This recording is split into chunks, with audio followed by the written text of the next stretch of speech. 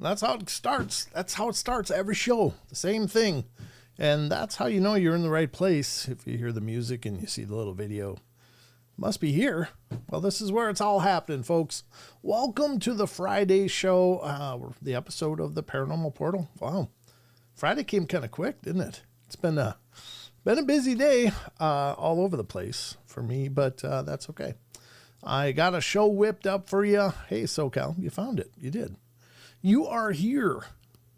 Where's here? Well, that's relative to where you are. I guess. I don't know what I'm saying. Hi, Amy Creel. Good to see you.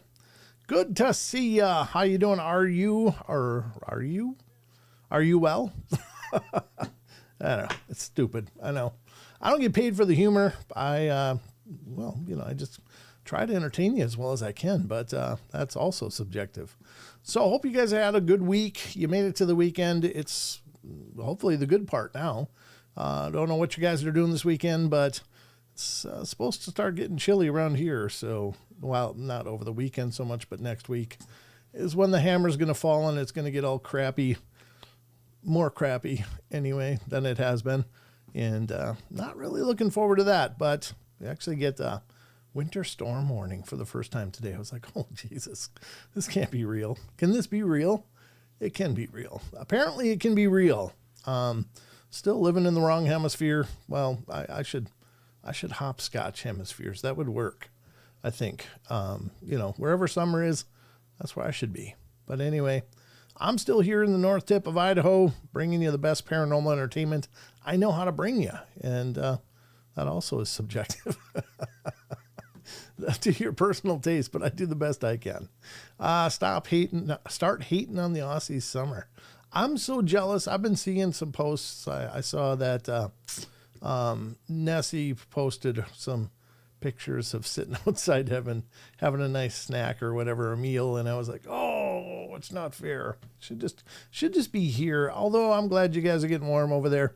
I'm happy for you. I really am. I'm just really sad for me, and that's how I roll. So maybe I should live equatorial somewhere equatorial. That'd be good. Just there's no real summer, or there's no real fall. There's no real winter. It's just different shades of rain, I guess, for the most part, if you're on the equator. But at least we had to go to weather for the conference. Yes, we did, Mickey. You're right. And I got all kinds of vitamin D. I think I made enough vitamin D in Missouri to make it through the winter, actually, because, man, I had no shade at all.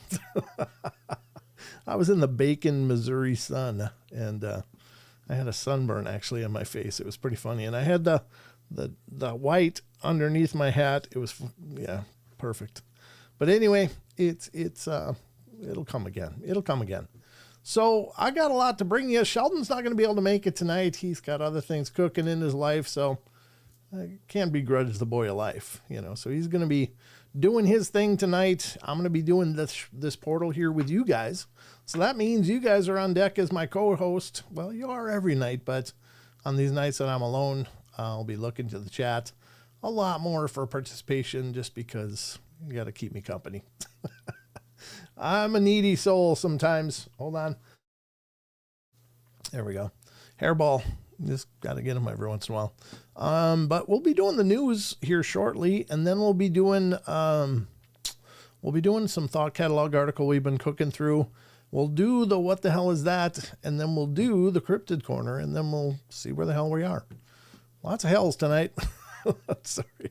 I've just been a bundle of emotions lately, and not bad emotions, just stress. So I'm kind of more wired tonight maybe than I normally am, but hopefully that translates to a good show. I don't know. We'll see. So anyway, God, is there anything going on? Well, there is something going on. What's that, you might ask? Well, let me tell you what's that. Because a week from tomorrow, I might be in there a week from today. I think we're probably going to go down on Friday and then stay over. But a week from today, I'll be in Wallace, Idaho. This is a Wallace conference that's going on. It's the Wallace Paranormal Festival. And there's lots of stuff going on, including me I'll be doing a presentation down there. It'll be about an hour presentation, 45 minutes, something like that. So if you're in the Wallace, Idaho neighborhood, love to see you guys stop by. I don't know who is or who isn't. I know there's some people around my neck of the woods, but if you are in my neck of the woods and you want to say hello and come hang out with me a little bit, then head over to Wallace, Idaho. Thank you, Big D. I see Big D's over there on Rumble, as with Barbara Mora. And Car Juice, HB Girl to Use over there. So good to see you guys. Haven't seen Justin Goodearth come in yet, but we'll be watching. Hello to you, Miss Barbara. This is Howdy Paranormal Portal, sir. I don't think I need a title. I don't deserve a title, but I can be a Paranormal Portal, sir, for tonight, I guess. But I'd love to see you in Wallace, because that's where I'll be, again, next weekend. It's going to be a good time. It'll be fun, and this will be kind of my warm-up run for what's coming next, which is, what's coming next, you ask? Well, I'm glad you asked, because it's this. And this will be the October 24th weekend, which is the weekend after next weekend. I'll be in Massachusetts, hanging out with the Hometown Ghost Stories boys. Oh, thank you, John Stevenson. John remembered. God bless you, sir. Thank you so much. I really appreciate that. But I'll be hanging out with Hometown Ghost Stories boys over in Weymouth, Massachusetts, October 24th at the Barrel House Z. And again, I'll be doing a presentation there. So I'm doing 2 presentations, folks. One next weekend, one the weekend after that.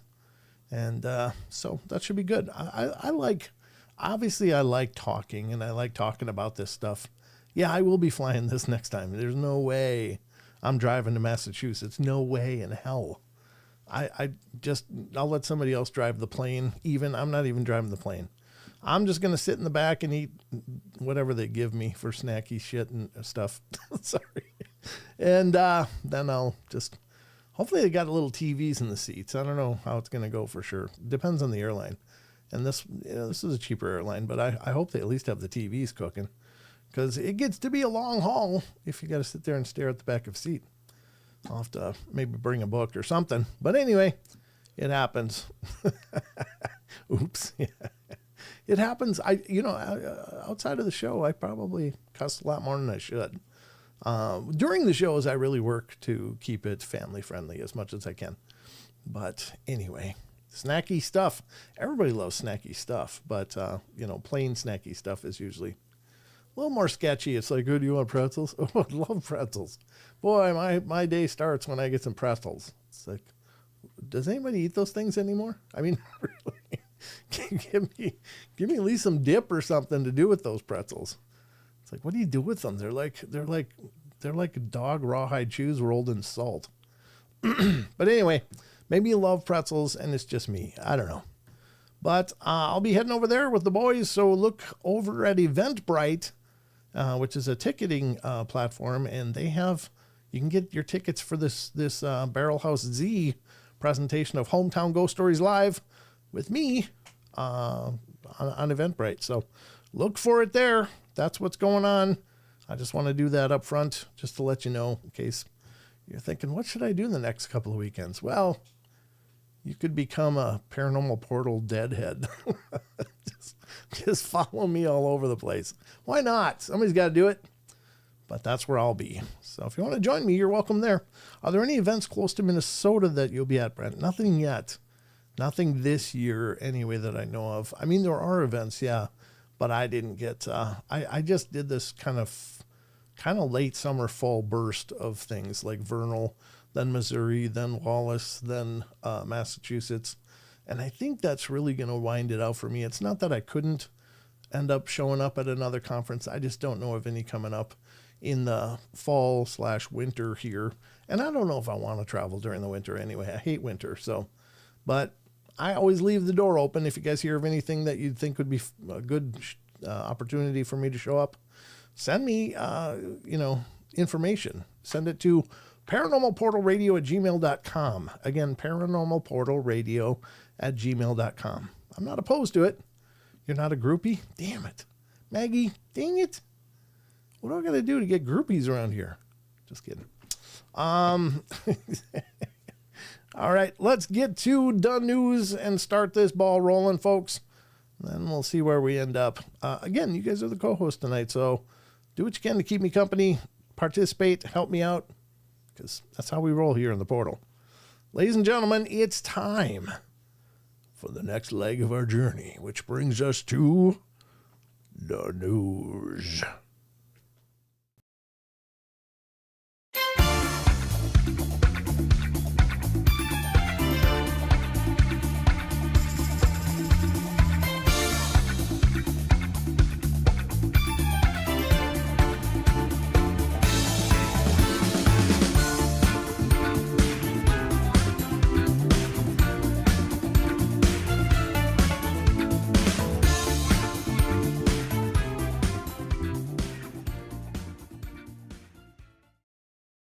Yeah, Cade and Dean are good guys. I hope to make it to Australia, actually, at some point. And I'll meet those guys, if I can. That and Sarah and Gary and Buck, maybe. I don't know who else. I don't know if I'll make it to New Zealand as well, but if I do, go over and say hi to Nessie and go visit Hobbiton. It's time for the news, ladies and gentlemen. Welcome to the Paranormal Portal News Desk. I put a mint in my mouth. I feel kind of dry. There we go. Beth's a Paranormal Portal junkie. But it's good to see you guys. I guess I should say hello to everybody here first. Again, I said hello to everybody over on Rumble so far, but I didn't say hello to our wonderful friends over on the YouTube. So let me do that. Let's pop out this chat and see who's over at YouTube, because I forgot the shout outs over there. Let's see who's here. Participants. Amy Creel is here. Annie Manul is here. Barbara Mora is here. Cryptical Crossroads are here. Jem Gwynn is here. Hello Friend is here. John Stevenson is here. Lil Patty's here. Maggie M10 is here. Oh, now you're going to do it. You're going to keep jumping in. Diane Fowler jumped in the line there. So I have to go. It's alphabetical. So, Man from the West 420 is here. Mark Eddy is here. How you doing, Mark? Good to see you, brother. Mickey G is here. Phil Funk is here. Rachel Gets It Right is here. SoCal Squatcher's here. T-Bone is here. Whispering Portals is here. Gotta love a good portal. Just saying. Wizard Moon is here. Yeshua Reloaded and Adventures with Beth. How did you get Adventures with Beth at the bottom of the list? Maybe it's the cursive font or whatever. How did you even get that? That's really cool, Beth. Nice job. People are popping in. Owl 13 popped in. I'm just looking at the list here. See who else I missed. Don't know. Barbara Morris over here as well. She's double dipping, but that's okay. Mickey G is here. And Phil Funk. Okay. I think that's everybody. If I missed you, just say hi in the chat and I will acknowledge you. I will acknowledge you. So I'm going to restore this. Who just waved? Deborah Neighbors. Thank you. Good to see you. And if I missed anybody else, I am sorry. Okay, so we got some news to get to. And as always, folks, I pulled up the best and brightest news I could for you. And remember, throughout the course of the show, we utilize a lot of different sites on this journey, websites that I read from, that I pull from for information and for entertainment. But please support these sites, guys. These sites are so well done. They need your love. Your traffic equals revenue to keep the lights on. And these sites are literally the best sites I've ever found. And I use them repeatedly because they're the best. And I just don't want them to go anywhere. I love them right where they are. And I hope they stay going forever, or at least as long as I got a portal. So, but anyway, let's get to these stories and see just what the hell's going on in the world. Because, well, I don't usually know what's going on in the world, so we'll figure it out together. First story coming up tonight is coming from the Creatures, Myths, and Legends files of unexplained-mysteries.com. I should scroll up and show their watermark. There it is, unexplained-mysteries.com. That's why I always say the dash is because it's actually a part of their URL. If you go to unexplainedmysteries.com, it's going to be a different site completely. So remember the dash. That's why I always say it. Unexplained-mysteries.com. Here it is. West Virginia remains a hotbed for UFO and monster sightings. That doesn't surprise me. I think maybe not so much of the Mothman anymore, but there's plenty of other stuff going on in West Virginia. There's no doubt. In fact, I think it's probably fair to say that there's stuff going on everywhere. I don't think there's any one place that really has the market cornered on Bigfoot sightings or Dogman or whatever. There's some regions where it seems more likely, but this stuff can happen everywhere and anywhere at any time. So you don't necessarily have to go anywhere. It's kind of like when I'm doing investigating. Certainly I go out and investigate at locations when I can. But some of the best evidence I've ever gotten was sitting right here in my own studio doing it. And there's a couple of short videos up on Instagram. I know if you go to my Instagram account, you will find those there of me highlighting some of that evidence. It was just off the charts. Really cool. Nothing moving. I mean, things have fallen over. Like I've got the blackout blind over here that's fallen over on me. And it's like, oh, in 4 years, it didn't go anywhere. And then suddenly it's just laying on top of my microphone right here. That was pretty creepy. And that was following some other activity that was happening. So I think it's related. But anyway, you don't always have to go somewhere to get some of the weird stuff. But certainly West Virginia's no slouch when it comes to evidence and stuff going on. So several prominent unexplained incidents have occurred in the U.S. state over the last 80 years. Dave Spinks. I thought I already read this. Dave Spinks was the guy that I don't know if this is a second appearance of this article, but I've interviewed him on my podcast. Wonderful guy. He was a lot of fun to talk to, but he's also a TV personality and an investigator and stuff. Very knowledgeable.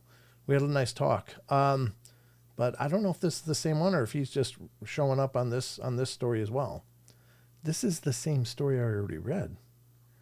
It is too, because I'm sorry, I gotta skip this one. I read it to you last time. Sorry. That was my mistake. Weird. I must have pulled it up twice because I know I closed them after I read them. So that was my mistake. Sorry about that, folks. But yeah, go to West Virginia. Lots of crazy stuff happening. And Dave Spinks is a great guy. I really enjoyed talking to him. If you want to catch that interview, I think it's on season 1 or 2 or 3 of the podcast, and had a great talk with the guy. Very knowledgeable, and I probably should reach out to him again. Him and Lon. I got to get Lon back on as well. Lon's an amazing guy. All right, here we go. And Wes. God. All right. Anyway, I'll get back to the show. Here I am just having having an entire inner monologue out loud for you. I might be having a stroke. I'm not sure. Anyway. All right. Let's continue. Oh, that's so funny. I'm just cracking myself up. Sorry. All right, let's go to the next story because we already did that one. Hold on a sec. Got to mute. There we go. Here we go for the next story, and it's coming also from unexplained-mysteries.com. This is a new take on this, and we've been following this story pretty much as we can as information has come out. I didn't know this. This is from October 6th, but I was surprised to see this because this definitely puts a new wrinkle on this whole development that we've been following, and I'm talking about the 3-Eye Atlas object that's moving in towards Mars, I guess, most recently reported. But there's some new observations about it, so you might have heard of it already, but you might not have. This is the first I'm hearing of it. So let's check this out. Unexplained-mysteries.com. 3-Eye Atlas appears as a cylinder in new photo taken from Mars. And there it is. Looks like a cylinder. Still think it's a comet? I don't know. If it's a cylinder, that's not a likely shape for a comet. I'm just going to say that. Oh, Jesus. You thought he edited it out. Oh, nice. Yeah, Owl 13, that doesn't surprise me. All right, the enigmatic interstellar visitor was picked up by the Perseverance rover, but it didn't look quite as expected. A fascinating image showed a strange cylindrical object moving across the Martian sky has recently been stirring up quite a lot of debate and controversy on social media. But this isn't just another random UFO photo. Instead, it's believed to show the 3-Eye Atlas, the potential anomalous interstellar object that some, including Harvard's Avi Loeb, have speculated it might have been sent by intelligent extraterrestrials. While scientists generally agree that the object is a comet, there's been a growing speculation in recent months over whether or not it might be something more. than that. This new photograph, which is captured by NASA's Perseverance rover, certainly isn't helping to play down such suggestions, especially given that it seems to depict 3I Atlas as a smooth cylinder and not a typical comet with a tail, as you would expect to see. The object passed Mars on October 3rd on its ongoing journey towards the inner solar system, though it is important to emphasize that it does not pose a risk to the Earth. But if it's just a comet, why does it look like a cylinder in the photo? Great question. Why does it look like a cylinder if it's just a comet?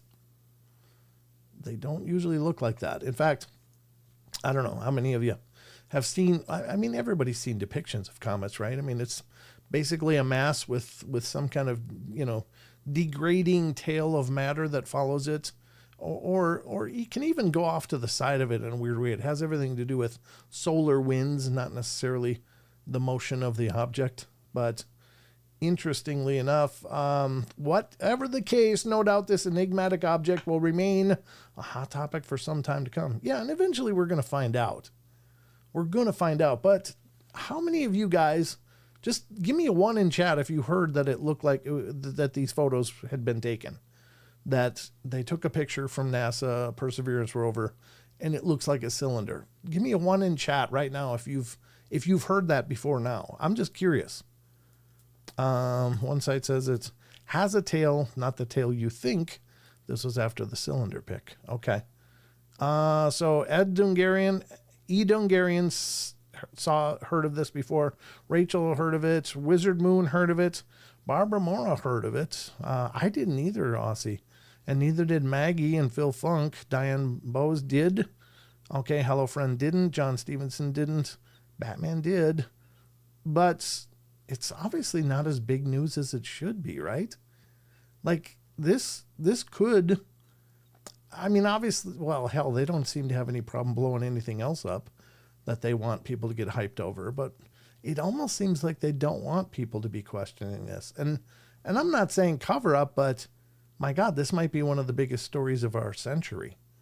The fact that there could potentially, possibly be alien technology moving towards our planet. I mean, is that not huge? Wouldn't you think everybody would have run with this? That could be the biggest story in our lifetimes. I don't know. Anybody's lifetimes, maybe. I don't know. That to me is enormous. Now, again, I've seen these things for sure myself, but it's huge that it was, it was taking a picture by NASA and it looks like a cylinder. I mean, that's huge, I would think. It looks kind of like a grain of rice, but I'm sure there's no rice on Mars that got on the lens. So I don't know. It just seems to me like this is being played down. I think that's huge news, even if it's just speculation. I would think anybody would be running with this because it's big news. But allegedly it's not, which is absolutely surprising. That really shocks me. Yeah, something's fishy about all this. Exactly, yeah. They wouldn't want us all losing our minds about it. Well, I mean, we got Tic Tacs over the ocean and plenty of other sightings around, and those were on the news. Those were acknowledged as unknown, and we don't know where they're from or who's making it, and that was, I thought, enormous news, but it didn't even register as a blip on the social radar, if you will. Because it's like a week later, we're worried about Kim Kardashian's dress or something. It's like, we apparently got over the fact that there's Tic Tacs flying around, buzzing our military craft just fine. So, I mean, if this is a cylinder, put it out there, push it. I don't think people are the panicky, massive, freak out, prone, population that they like to suggest. I don't think that's the case at all. So I don't know. Just weird. But there you have it. That's in the news. That's our first news article for the night. Looks like a cylinder suddenly. Giving off its own lights, potentially giving off its own signals. I've heard some speculation about that. Nothing verified. But definitely giving off its own light or periodically giving off light. So what the hell's going on here? This should be big, big news. But we'll have to wait and see. I mean, eventually we're going to find out, because it's just going to become close enough that they won't be able to shovel it under the rug, maybe. I don't know. Very strange. Very strange indeed. But let's get back to the next article, because we'll keep watching that one, though, folks. I'll keep you updated if anything new comes up, of course. But that's really creepy. But in a cool way. I'm hoping it's a mothership. Pull up like Independence Day. Let's look at, how big is things? How big are things? Because I just mean, it gets so old to hear the hubris of the human point of view. It's like, oh, this is exactly what it is. It's swamp gas and Uranus and, whatever. And it would be great if something showed up and it obviously wasn't swamp gas on Uranus, Sorry, I just love that analogy. It does seem to be self-illuminated. Yeah, it does. And I don't know, maybe it's reflective. I don't know. Avi Loeb hasn't mentioned a cylinder, says Annie. That's interesting. You'd think he would have been the one to be all over that. Weird. This is kind of bizarre. All right, well, here's the next one from Extraterrestrial Files of Unexplained-Mysteries.com. Scientists claims to have found evidence of alien DNA in humans. Hybrids? What do you think? I don't know. I think it's probably more like some bacteria that's been found in asteroids or meteorites or something. It always sounds sensational like that, but let's see. I might be wrong. Maybe this will be big news. Let's see. Dr. Max Rempel has made the startling claim that some people carry DNA indicative of alien genetic manipulation. Well, that's not bacteria from meteorites. That's a whole different angle. Wasn't expecting that. According to Dr. Rempel, who's the founder and chief executive of the DNA Resonance Research Foundation, an examination of the DNA of over 500 families highlighted 11 examples of individuals who seem to possess DNA that did not match either of their parents.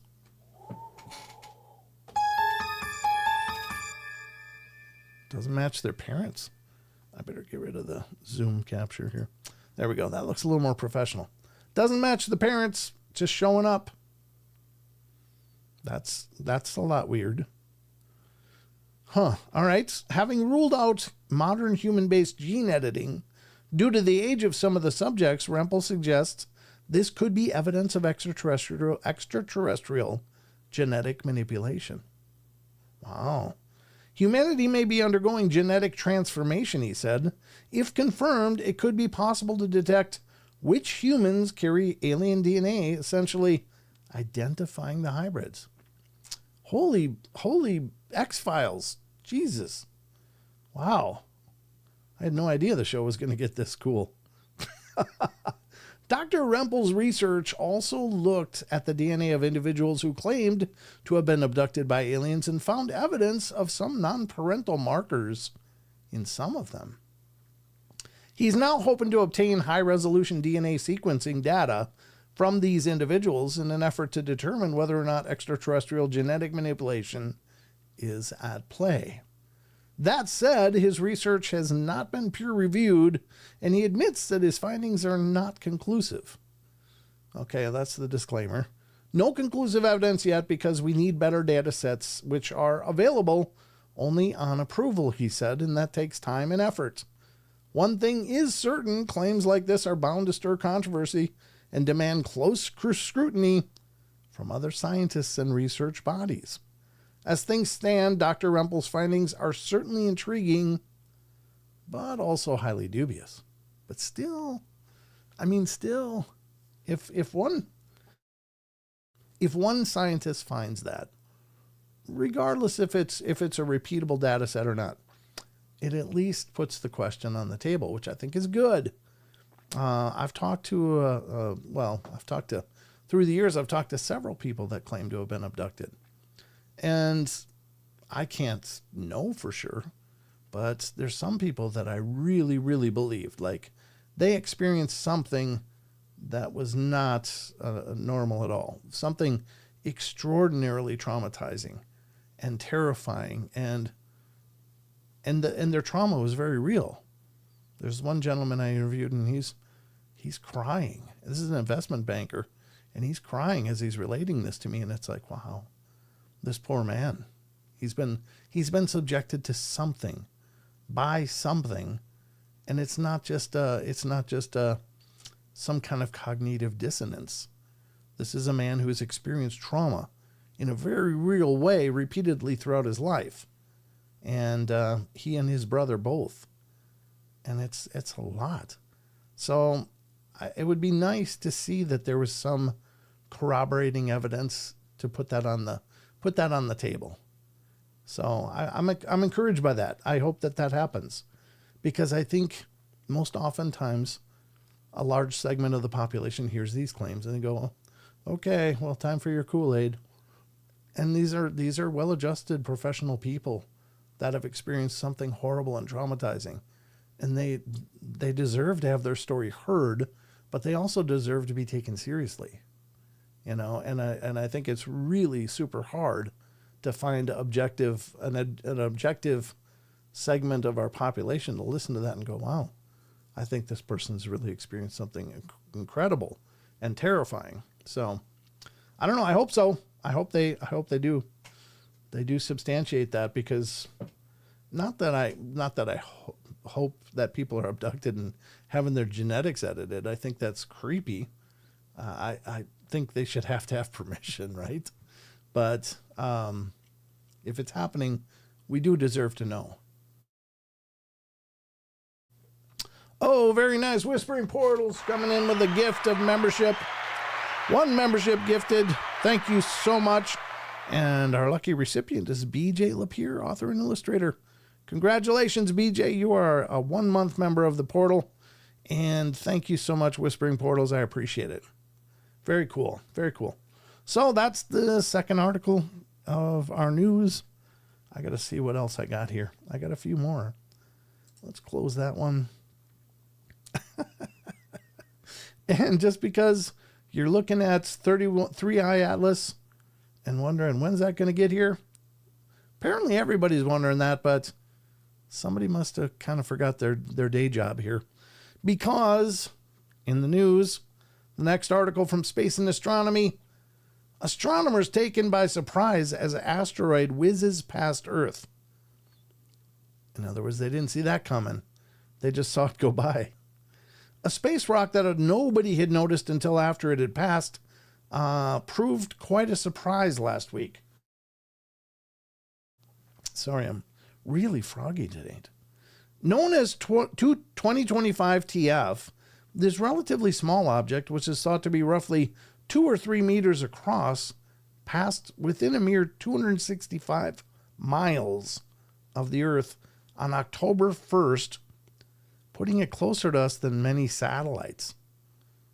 I mean, it's not a huge rock. It's 2 or 3 meters, so, I mean, it would have probably made some racket and broke some windows if it had hit. But it wasn't a planet killer, but it is surprising that it actually got closer to the Earth than satellites, and nobody knew it was coming until after it had passed.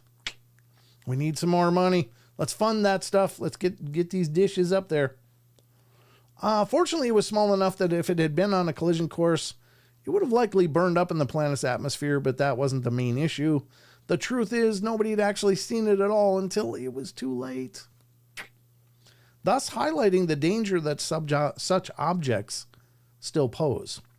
It wasn't until a few hours later that astronomers spotted it using observations from the Catalina Sky Survey, a NASA-funded mission designed to spot near-Earth objects. If 2025 TF had been genuinely dangerous, we wouldn't have known about it until it was too late. Yeah, no kidding. Monitoring potentially hazardous objects is a task that astronomers take very seriously. At any given time, NASA is tracking thousands of asteroids within the general vicinity of our planet. If one of these poses a threat, the most important thing is to detect it in a way in advance, so that there is time to do something about it, such as sending spacecraft to deflect it. Without that advance warning, though, there's nothing that really can be done. We're just fortunate that, in this case at least, the object in question was very small and didn't hit us. Amen. How about that? That is fascinating. It's little alarming, but there you have it. I guess, you know, you got to wonder if they weren't like, hey, look at that one. That one's going to come close. Let's not see it, and then we'll petition for more funding. I mean, it's a hell of a marketing ploy. It's like, geez, we didn't even see it. It almost hit us. We need money. We need more funding. Could be more an intentional miss in order to establish looser purse strings. I don't know, but who knows? I mean, that literally there's at any given time there's tons of objects that could be heading right for us, and we wouldn't know it just with what we have now. But there you have it. There you have it. Maybe you didn't know about any of this stuff before today, but now you know, and you're welcome. You're welcome. The portal aims to please. So, Flip Dizzy's pair character punching the air with fist and bump written on his knuckles. Boom. Thank you for the donation, Flip Dizzy's. Really appreciate it. Very cool. Brett. Who's Brett? Can I show you a picture and have you post it and see what others say about it? Yeah, if you send it to me, I will get it in my email and maybe put it on tomorrow night. I don't want to be fishing through my email and trying to set things up on the fly here on the show. Send it to me now, and if I get a chance, I'll take a peek at it, see if it's something I can whip up on the screen. I don't know what you're going to send me or what it is. I would really like to have more context before a show and before showcasing something, so I can look at it before I showcase it on the show. It's not that I don't ever do it. I just don't like doing it on the fly. But it's not that it's never been done. It's been done, but it's not my favorite. But yeah, send it to me and I'll try to take a peek at it if I can. Oh, don't send it to me on Messenger. Messenger is terrible for me. Send it to paranormalportalradio@gmail.com, please. I can't ever get anything off of Messenger. People send me stuff on there all the time, and I don't know why. Maybe it's my my technical abilities or whatever, but I can never download anything from Messenger. It's there. It's going to stay there because I can't get it off of there. All right, let's get back to the rest of the show. All right, here we go. Back to the show.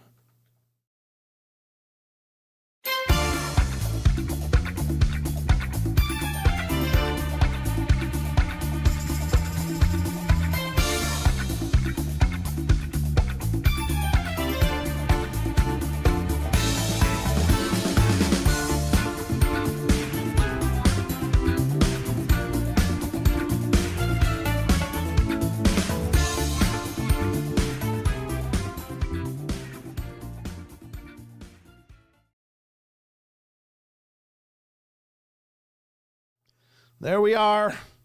All right. Welcome back. Hope you guys enjoyed the news.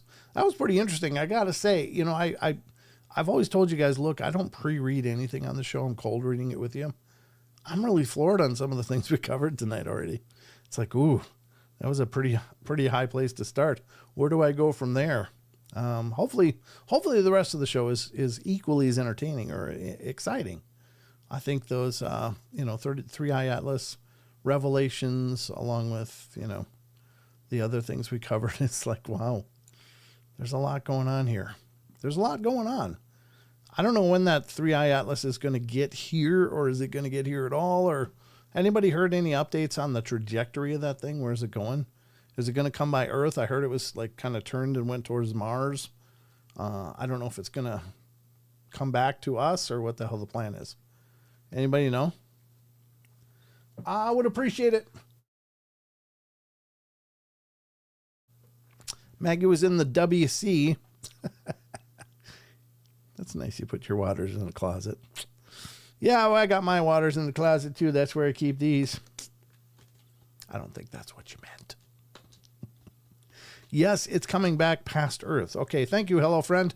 It's going away from us. It was closest when it was near Mars, I believe. Oh, okay, I got two different reports here. Maybe in December if it stays on course, though. Okay.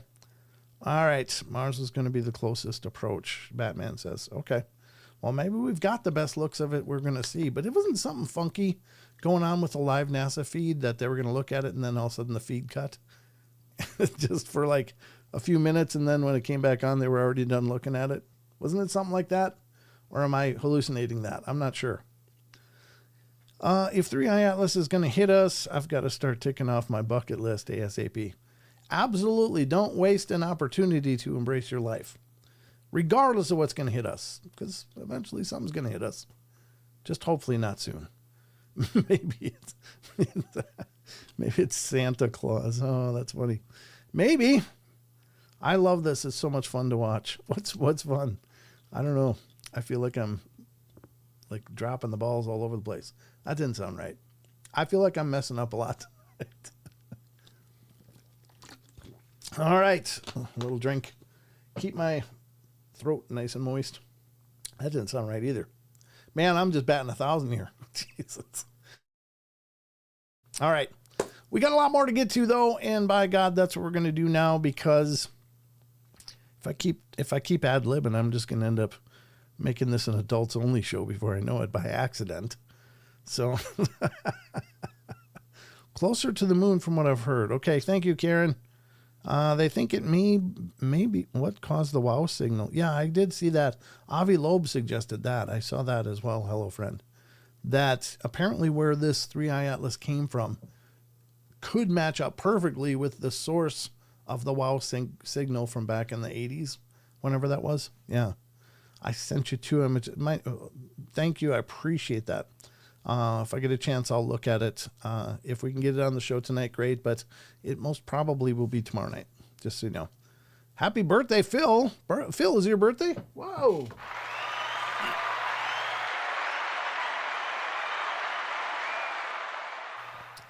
Happy early birthday, Phil. Oh, okay. Sorry. Happy early birthday, Phil. Congratulations. And to anybody else that's had birthdays lately that I didn't know about, which would be most all of you, because I don't know when anybody's birthday is. Oftentimes I've forgotten my own. To be clear, I don't really call it a water closet. Fair enough, Maggie, but I did know what you meant. I love me some British comedy. Like Faulty Towers, and God, there was several of them that I used to watch, and now that's the only name I can remember. But anyway, happy unbirthday, Phil Funk. Are you subtracting years? Is that what's going on? Beth's is in 11 days. Very good. Oh, in December. Yeah, well, that's plenty early. Well, at least you can't say I forgot, because I said it early. All right, let's get to this article from Thought Catalog that we've been going through. This one's been kind of fun. It's a nice short article dealing with ghostly stories. And this is written by January Nelson. Again, this is thoughtcatalog.com. January Nelson from 2019. This is 30 ghost stories that will chill you to your core. So grab a blanket, wrap it around your core quick, and we'll dig into this. Here we go. We're going to start this now. Monty Python? Yes. It was John Cleese was the Basil Fawlty, and it was just hilarious. I love that show. It was just, I don't know, something, it was hilarious, but it was fun, and it was endearing. I just love that show. Oh, Jem Gwyn coming in, rolling 5 memberships. Got to acknowledge the gift first. Thank you, Jem Gwyn. You're outstanding, amazing. Owl13 got one. Owl, you're now a member. As did Cryptical Crossroads. Josh got one. Congratulations. Poncho Zorge got one. Blondie Lady got one. In Our Paranormal World. I seem to know that show. Welcome to Our Paranormal World. Glad you're here. Congratulations to all 5 of you. I appreciate that you're now 30-day members of the show. Special thank you to Jem Gwyn, who made it all possible. That's outstanding, amazing stuff. So, maybe you'll like it. Maybe you'll decide to keep being a member, and that's great. But if not, thanks for being a member for a little while. I appreciate that. Thanks for making that happen, Jem Gwyn. All right. So we're going to get to this article and find out what are the next ones, because we're on number 18 out of 30. I don't know. Some of these go really quick. Some of them we discuss for a little bit, but we'll get where we get. And then when we're done, we'll get to something else, because we still got the what the hell is that, as well as the cryptid corner today. So here we go. Congrats to the gifted. That's funny. That is funny. I like that. The gifted. Maybe it just finally clicked for me. I'm sure I've seen that before. I got to tell you a little bit about me. Maybe you don't want to know, but you're going to hear anyway because I got a microphone. But I can be sometimes incredibly quick and really get things quick and come up with great funny things, or I can stumble into these things and sound brilliant. And like a lot of my puns, they're absolutely unplanned because I don't think in terms of puns, but they come out of my mouth like I'm a pun master, and it shocks even me. But other things are completely obvious to people, and they'll be laughing away, and I'll be like, what? That's me. That's me. Like, there's some things I don't get, and I don't know why I don't get them, because I think I'm smart, but it's like my brain just doesn't do it. So good evening to you, Mr. Jason Finch. Good to see you. Thank you for coming in, brother. And Linda is here. Good to see you. The members, that was gifted memberships, Brent. Yeah. No, yeah, I mean, I got it, but it's the gifted, gifted means somebody that's advanced, or, sometimes it's a psychic thing. I don't know. It's just funny to me. I think you're a punny guy. Yeah, Phil, but none of them are intentional. I swear to God, my hand to God, they come out of my mouth like I'm crafting them. And I swear to you, I never do. Because oftentimes I think puns are like largely unfunny. Like, they don't really crack me up, but they come out of my mouth like I'm a pun master. I'm just crafting them in my off days when I'm not doing live shows. Linda says, it's okay. I'm slow on the uptake most days. Well, good. Great minds think alike, right, Linda? You're in good company. I hope. Unless you don't like my company, then you're screwed. The things that come out of my mouth make me say, what did I just say? Whispering Portal says. Yeah, exactly. Natural humor, right? 420. All right. Well, let's get to this article, because I've been trying to introduce it now for a while, but I keep anecdoting on you. I keep monologuing like a bad villain. Here we go. We're on number 18, and this is where we're going to start tonight's journey through these thought catalog articles. I was walking up the stairs in an old monument of some sorts, and when I got to the top, I felt something push my back. Not hard, but hard enough to trip me. Well, I thought my brother did it, so I turned around to smack him, and he was at the bottom of the stairs talking to my mom. That's a little creepy. I've only experienced that. I've experienced many taps, like feeling a tap, like on my shoulder. And it's not just a muscle twitch or muscle spasm. I mean, I've experienced those throughout my life too. And they don't feel the same. I feel like it's a physical contact. The last time I was touched was actually in Missouri at the conference. It was the very first night on Friday night, and we all got together and had a video to watch and all of that. But I was sitting there in the back of the hall at the table with my son, and I don't know if Tex was there at that time. He did come and join me. Barbara was around there as well. But I was sitting there watching the presentation. I think it was when Miguel was speaking. And suddenly I felt someone tap me on my back, like tap me. And I was like, I thought somebody had come up. Now, any of you guys that have been around for a while, you know that I'm actually have no peripheral vision in my right eye because I was shot in the eye as a 12-year-old. And it tore up the side of my eye, and I have nothing over here. It's like just a wall of blackness. And usually I can hear people walk up, like, you just get used to it.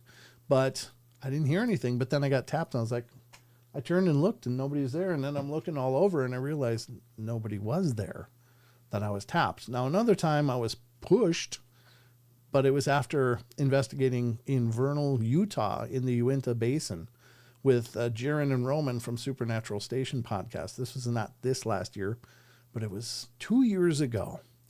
And Don and I went out with Jaron and Roman to their family's land in the Uinta Basin, where they've had a lot of activity. And we did some investigations, got some great stuff. I still have it on video.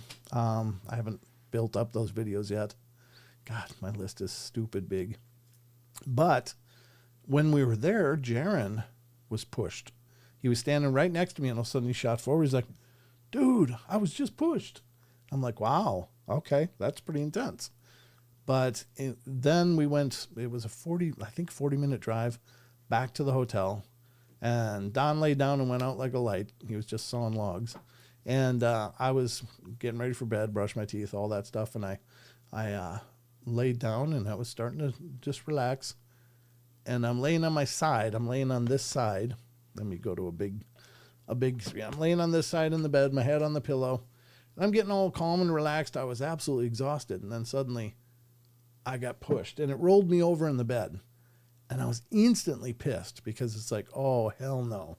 So I got up and said a lot of things that I'm not proud of now, but I was so pissed off that something actually touched me. And that was the only other time, other than the little taps, I've had those through the years, but this is the only time I was actually pushed. It's an incredible experience, though. I mean, it really is. It's like it was enough of a force to actually roll me over as I'm laying on my side, kind of in a half fetal position. And it rolled me onto my front. And I was like, I don't know. It went from 0 to pissed. I was just mad as hell. It's like, no. You don't touch. You don't get to touch. I was like, I usually get dinner first. So true story, though. That was the first time I'd ever really been pushed. But it was when I was laying in bed, thank God, not when I was walking on stairs.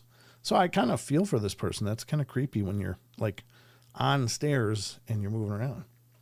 And something helps you to the bottom a lot quicker than you're planning. That's creepy. I think this person was going up, though, so that's good. Rather than going down, the descent is the hardest thing to mitigate, especially if you're getting unexpected acceleration suddenly, like, Ngh. All right, let's go to number 19. I saw my elderly next-door neighbor gardening in her back garden. She loved gardening. Later that evening, her daughter called at our house to inform us that her mom had died the night before. When I told my mom, she said she'd seen her too. Oh, wow. Maybe we saw a residual ghost, or maybe we were mistaken. Or maybe mom was still there. Honestly, it's very, very, very common in a lot of cultures that they observe the time after someone passes as a time of the past person, the deceased person, to revisit their life and revisit places and hang out among things they loved. It's kind of maybe it's part of the separation process from life on this earth. I know my dad stuck around for months, literally months. He was doing weird stuff at my mom's house all the time. So, hey, there's a new feature in YouTube. Hype this video. Ooh, Tex. God bless you, brother. Thank you for the donation. I appreciate it, brother. Thank you so much. Let me know if you're free tomorrow night. It's going to be the solo week for me, which is fine. But if you're available, Tex, let me know.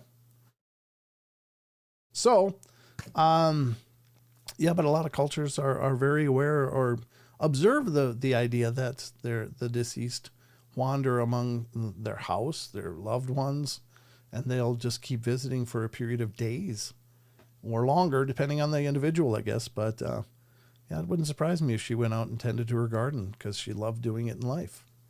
So very neat. Thank you, Tex. Good to see you, brother. Man, I miss you. I haven't even been on Tex's show for a long time, man. I've been all over the map, but I haven't been on anybody's shows lately. I think what was the last show I was on? I was on with Dave Scott last weekend, I guess. Last Friday night, was it? A week ago tonight? I don't know. I was over there, though.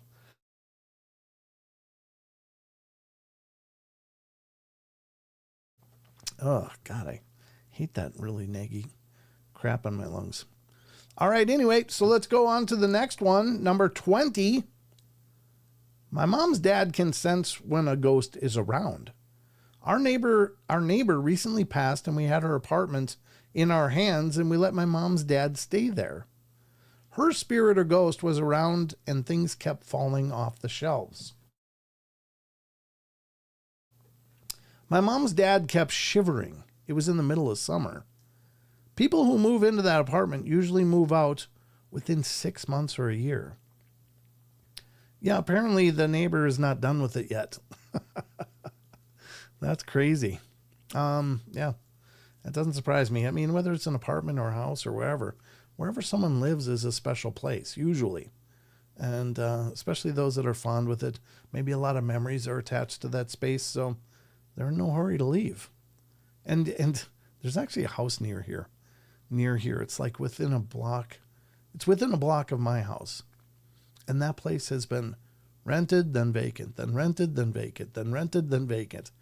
And I always wondered if it was haunted, but I know the people that are living there now, and they said, that's a real peaceful house. But I will say this, that a peaceful house for one family can be a house of horrors for another, because sometimes, well, and we all experience this, right? You ever met somebody you didn't like, and there's no real reason, just something about them you don't like?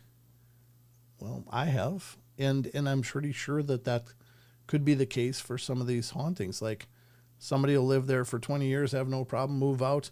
The next people that come in, maybe a little douchey, maybe a little something, but for whatever reason, the spirit doesn't like them, and will work to get them out. So I think that's crazy. But yeah, I don't think because they don't have skin anymore means that they're still not very much a human. Not in some cases. I think many things that we experience as ghosts were never human. But I think there are some that were. How much is rent? Bigfoot dwarf wants to move in.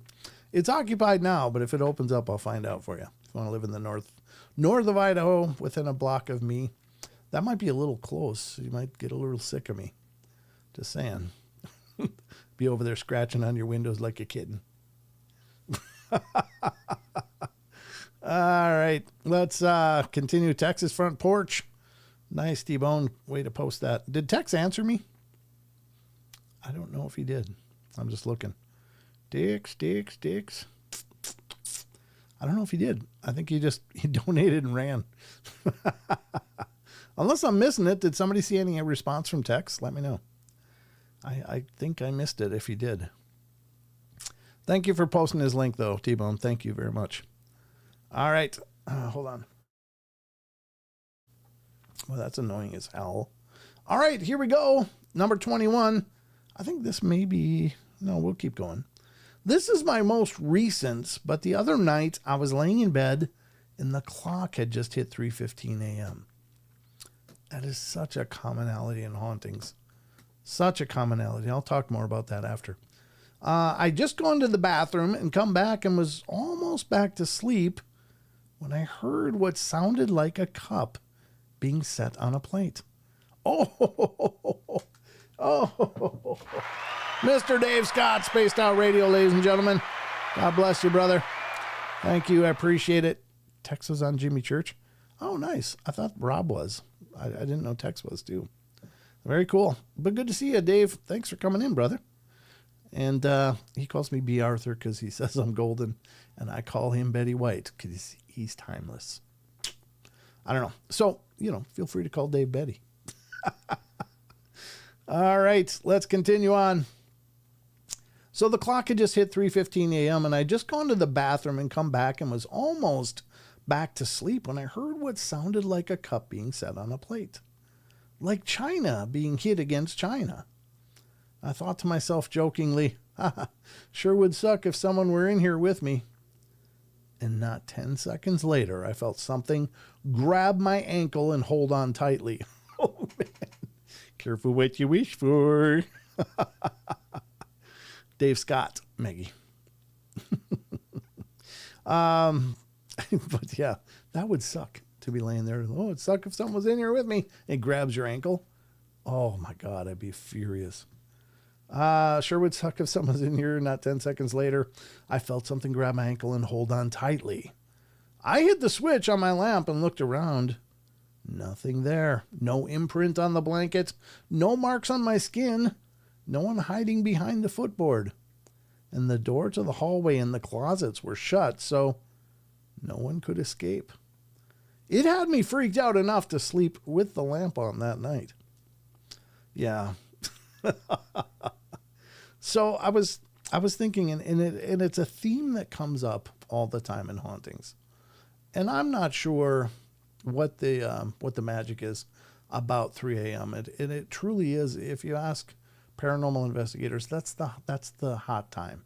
3 to 4 a.m. is generally when things are really jumping off, and for whatever reason, I'm not sure. Now, some people would say, "Oh, it's a mocking of the Trinity," and I don't really think so. But I think there's something to do with the biorhythm of the Earth, the natural cycles around us. That something about 3 a.m.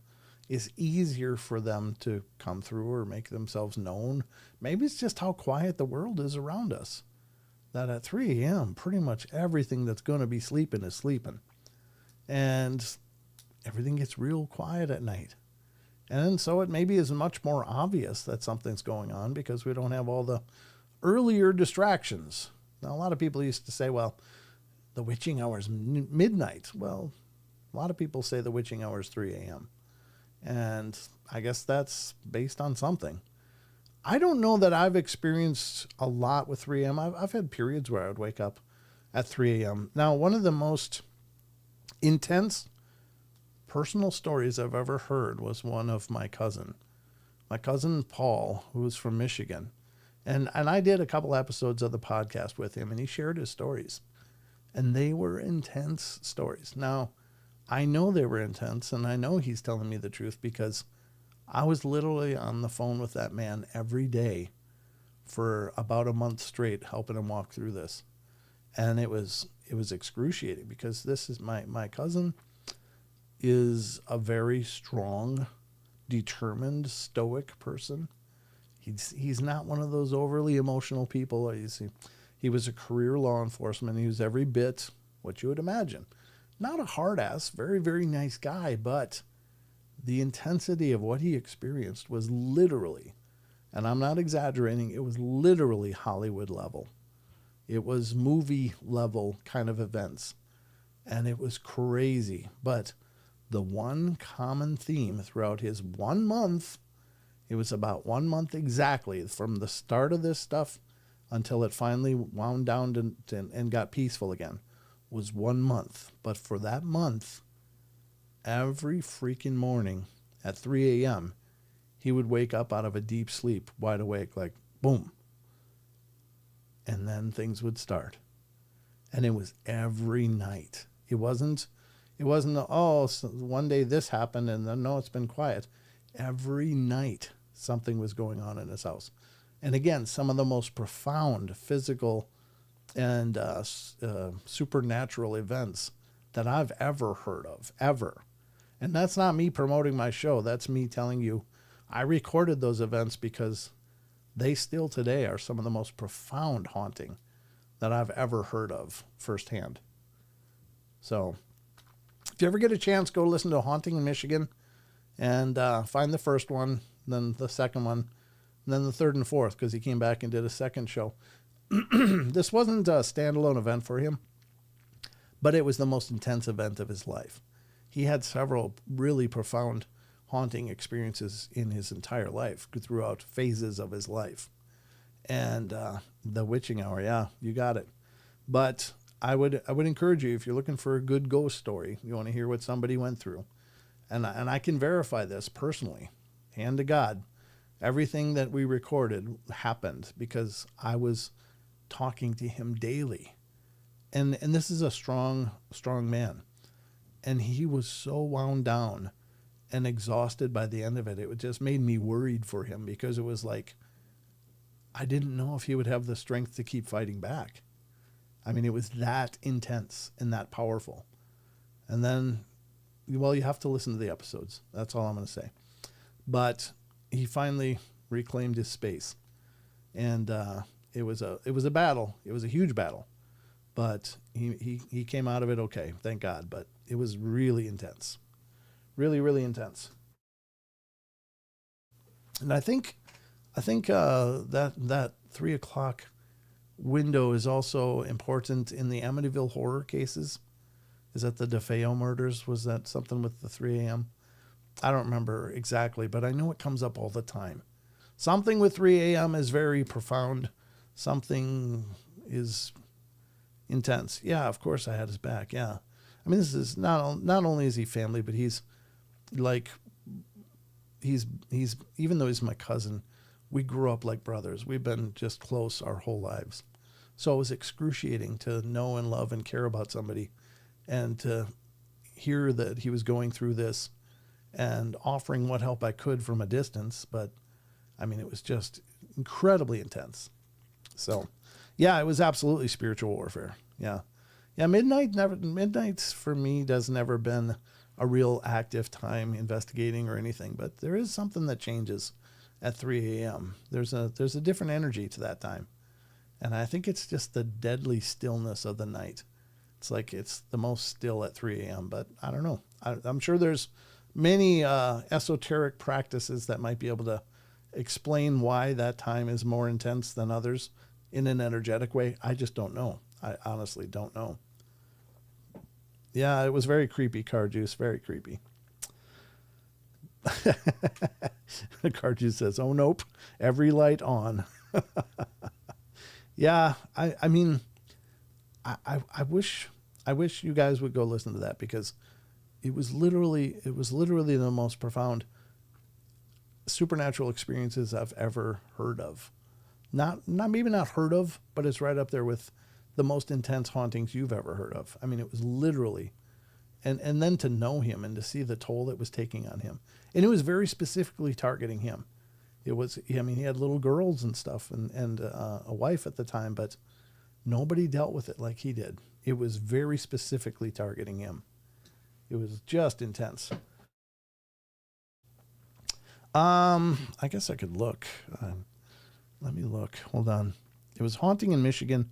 I think it was season 2 of the podcast, but let me see if I can pull it up quick.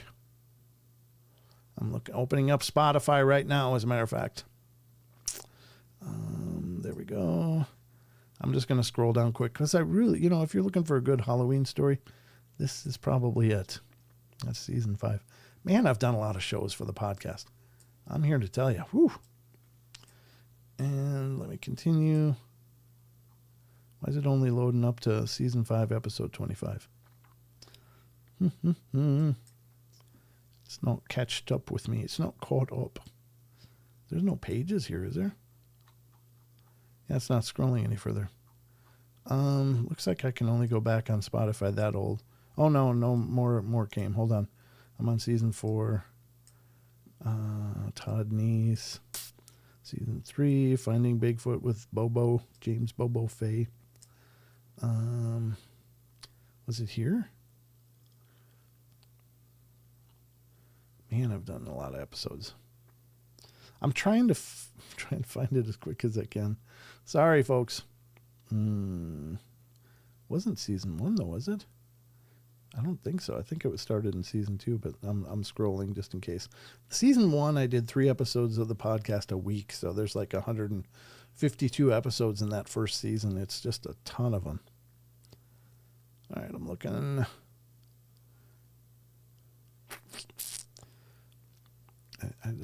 I love Spotify, I really do, but it doesn't make scrolling for episodes very quick. If anybody finds it, let me know. YouTube only goes back to season 7 podcast. Yeah, I think I have to manually load the older ones into YouTube if I wanted to do that, but I'm on episode 115 of season 1. No, I'm pretty sure it was season 2 though. Man. Sorry, I thought I could do this a little quicker. But I know if you go to Spotify, you can just go all the way down. Season 1, episode 31 was Sasquatch Chronicles Weekend Campfire Chat. That was fun. Wes and Tony and I and Don all got together and had a chat. That was a good time. Yeah, that's all season 1. I'm trying to scroll up. Get back to season 2 here. Yahweh with Dean Harrison. I don't know. Maybe if I find it, I'll post it on social media and on Discord and stuff. I just don't think I can waste too much time looking for it tonight. But It's a really good story, really good stories, actually. It's just incredibly intense. I'm just trying to scroll quickly as I'm talking, trying to buy time here. Okay, so maybe it's season 3. Maybe it's season 3. Hold on. Just got to find the first one. I'm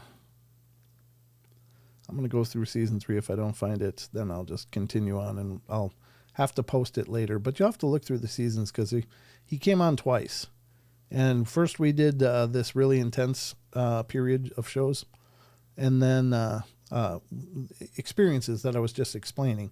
But on the second appearance, we went back to his younger years and things he experienced then. He's had some incredibly profound things happen. I don't know, guys. I don't know. I just can't find it now. Oh, there it is. Season 4, episode 16. Yeah. Season 4, episode 16. I guess it was a lot more recent than I thought. And then episode... I guess that was just, it was one part. That was published October 31st, 2022. So season 4, episode 16. I guess that's where we went through it. I think it's a long episode, though, as I recall. It was really, really, really intense. But anyway, sorry. I'm not trying to just self-promote my stuff. Face. Oh, I'll be releasing Finding Bobo episode 1 soon. Oh, cool, Dwarf. Very cool. Yeah, Bobo's a great guy. I really like talking to him. He's a very, very smart guy. Very smart. He's one of those guys that's, he kind of comes across as just like a surfer dude, but that guy is so intelligent. It's scary intelligent. But that's cool. He's just one of those guys. All right, let's continue. I think we're going to stop that there on the Thought Catalog one, and we're going to get to the cryptids because I've been cutting that pretty short. Not so much last time, but the time before. I think even last time I cut it kind of short. So are you guys ready for another adventure into the paranormal?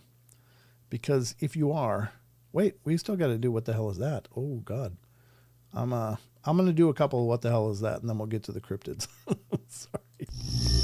I forgot a segment. What the hell is that? The Paranormal Portal is generally a guideline. There's no set schedule for anything.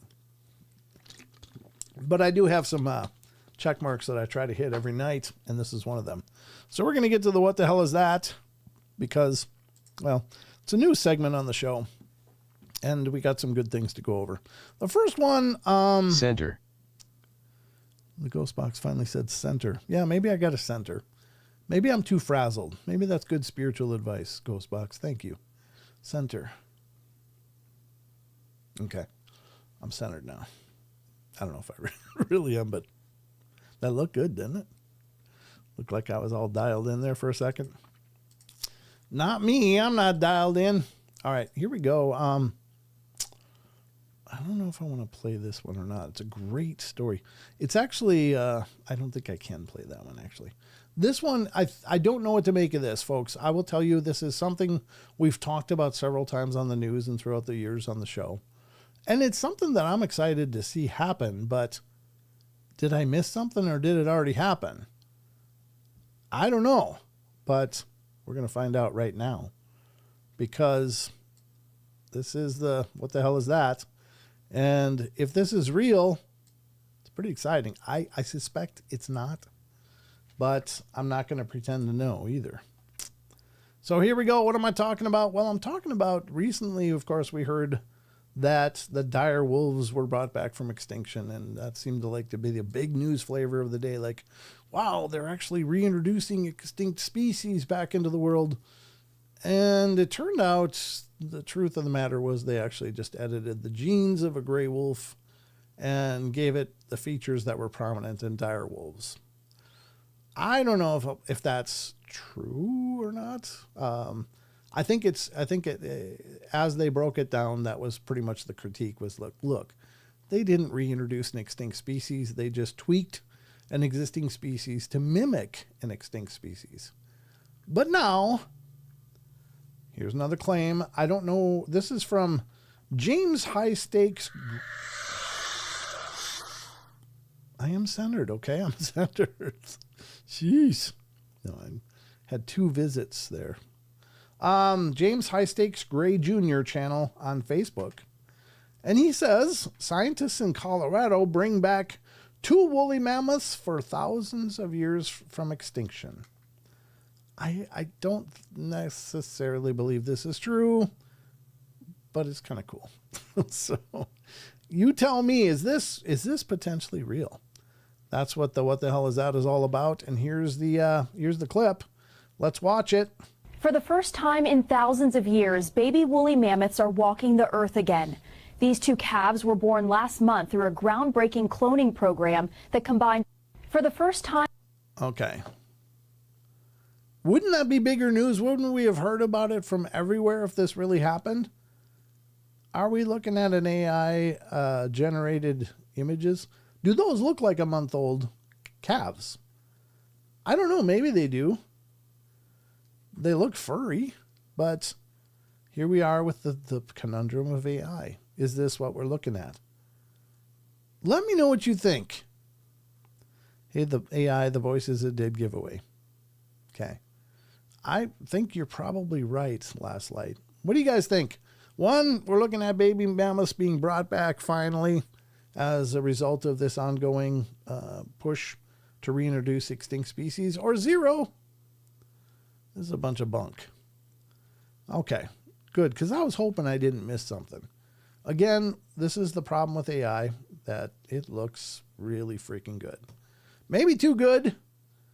There's no gunk around the eyes or anything, and things that you would expect from a little fluffy calves that are probably rolling around anything. No hay in the fur anywhere. It's just pristine.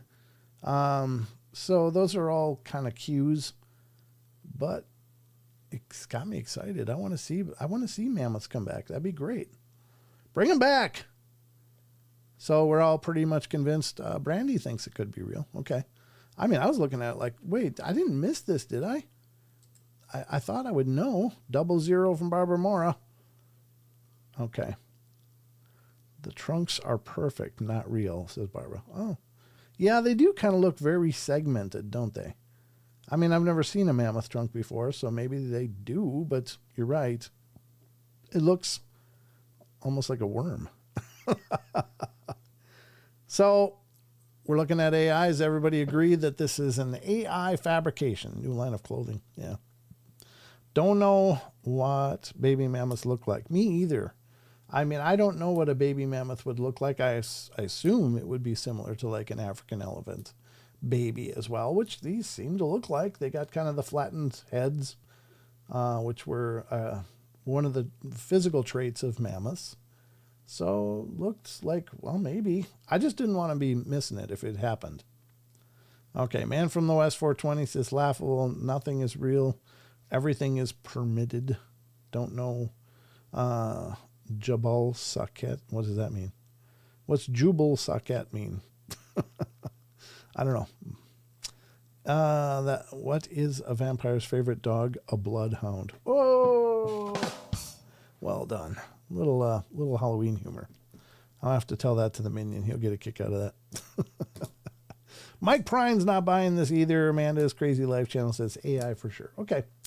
Yeah, I think for me it was like, I don't think this could be real. I kind of teased it at the front that's what I was thinking, but I don't know. I'm not really plugged into current events except for what I cover for the shows. So yeah, I think you guys are right. Never actually see it do anything eating. It's pretty scary good though, as far as graphics are concerned. You look like you could go in there and just pet those little guys or girls, whatever the hell they are. They got tusks. I don't know if female mammoths had tusks too. I don't know. But at any rate, there you go. I would think they would want a breeding pair though, wouldn't you? Anyway, I don't know. I don't know how that works with animals. If they like inbreed, is that going to create a bunch of like 5-legged mammoths and weird stuff like that? I don't know. But there you have it. That's the first one for What the Hell Is That?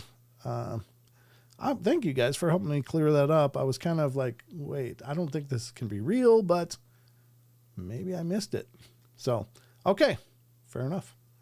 You can do anything with AI. You're right. Kind of like Bigfoot is real. Well, what do you mean, David? You don't think Bigfoot is real? David? David, where are you? It's a paranormal show. Everything is real here. No, I don't think these mammoths are real, though. All right. Let's take a look at the next what the hell is that part. That's good. I'm glad you guys felt that it was AI, because I would have been really disappointed if I missed all mention of that.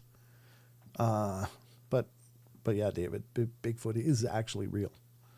Just gonna say, and I'm sincerely meaning that, even though I'm having fun with you. I do think they're out there. All right, let's get to the next one. What do we got here? This one is cool, and this was posted by Matt Knapp. And speaking of Bigfoot, and this is one of the strongest voices in the history of Bigfoot research.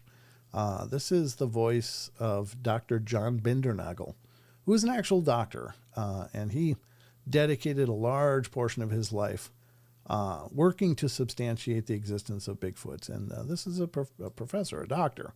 This isn't just, some guy that, has an opinion and tries to make a name for themselves. This is someone who had a name and decided to devote it to this. And so here we go. This is the next What the Hell Is That? Courtesy of Bigfoot Crossroads podcast. Mr. Matt Knapp posted this. And good job, Matt. I'm glad you did. This is a great sound piece. Sound bite piece, whatever. It's great. Here we go.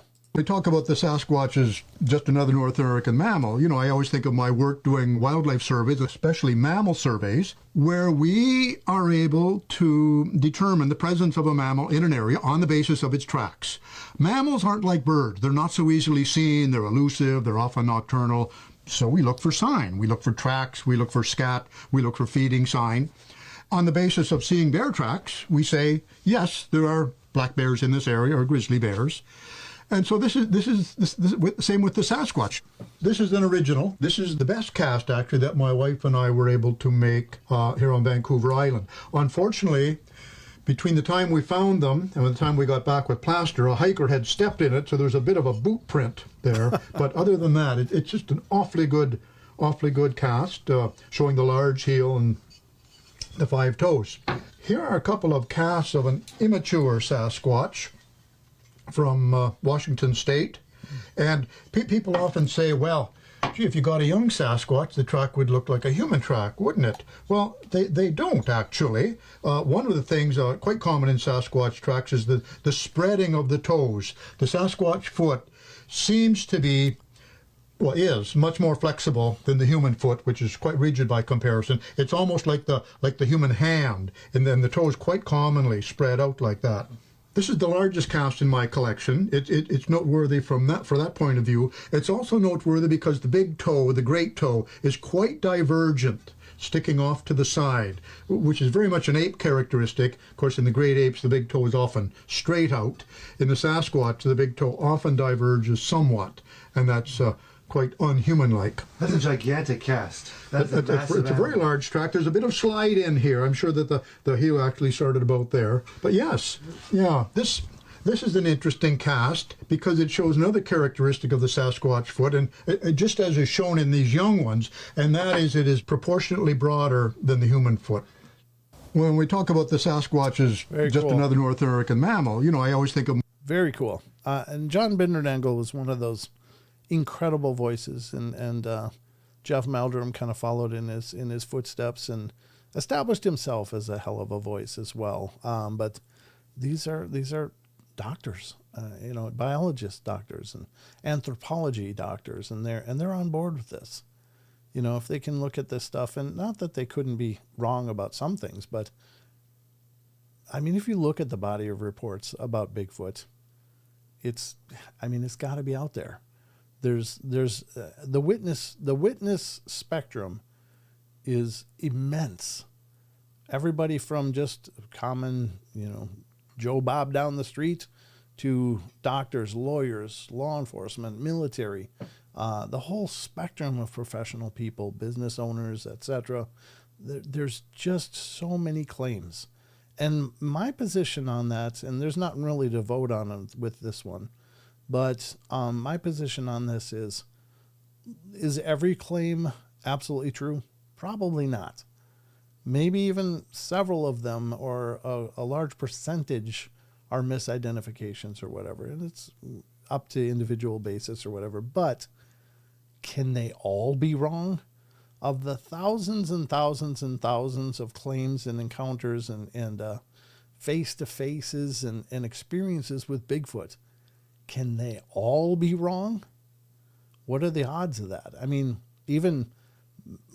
I'm not a mathematician, but I mean, mathematically speaking, if you're looking at, curves and averages and stuff, it seems to be a mathematical impossibility to me that every claim, every experience, every anecdotal evidence, every encounter, every one of them are wrong.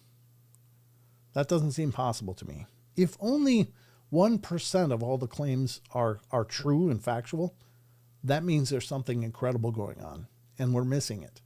So that's my position on it. Not that I need to convince you, but that's where I'm at with it. It's like, there's got to be something to this.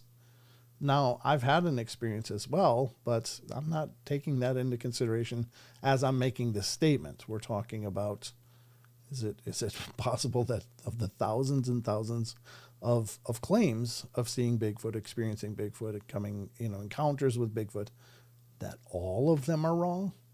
That just seems like a mathematical impossibility to me.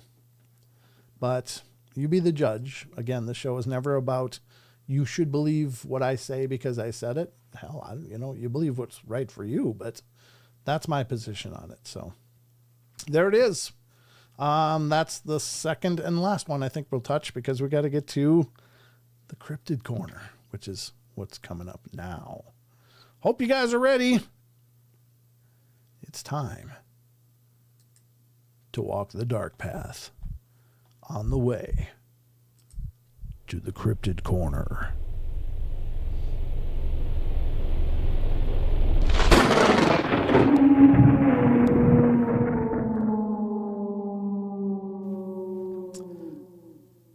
There it is. Cryptid Corner. We're going to start now because, by God, that's how we roll. Let me turn that off before I change scenes and play that all over again. Happens all the time here on the show. I forget to turn off a transition, and then the next time I pull up the scene, there it is again. Absolutely incredible. All right, so what the hell? I don't like that Microsoft pops up menus sometimes when your mouse is in the wrong position.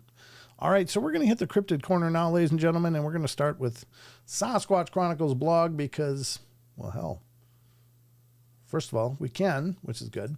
We got one story from there, and then we're going to move into some Dogman stories from Phantoms and Monsters. And I don't know if you guys know it or not, but Friday nights is an incredible night online for some incredible shows. Mine included, of course. But if you start out at, 6 p.m. Pacific time, 9 p.m. Eastern time, you can hang out with Lon Strickler as he does Phantoms and Monsters Radio on his YouTube and Facebook live streaming. And Lon is such an incredible figure in these fields. He's been at it forever, and he's got phantomsandmonsters.com, which is an incredible site for a whole variety of different encounter reports. So that comes on at 6 Pacific, 9 Central. Then, of course, the Portal comes on 7 Pacific, 10 Central, or 10 Eastern. Phantoms and Monsters is at 6 Pacific, 9 Eastern, not Central. And then the Portal comes on at 7 Pacific, 10 Central, or Eastern. And then Spaced Out Radio with Mr. Dave Scott comes on, closing out the night for 3 full hours at 9 p.m. Pacific, or midnight Central, or Eastern. Why do I keep saying Central? Jesus. Ugh, my brain. So let's start with Sasquatch Chronicles blog from SasquatchChronicles.com. This is the only one we got from Sasquatch Chronicles tonight, but it's from October 8th. This creature was big. A listener writes, for 5 years, I lived on Malcolm Island, which is off the northern part of Vancouver Island in 2022. In June of that year, I was with my girlfriend at the time, traveling from Nanaimo, British Columbia. I don't know if I said that right, but that's how it looks, towards my 5-acre property on Malcolm Island. It's a long drive north, about 6 hours.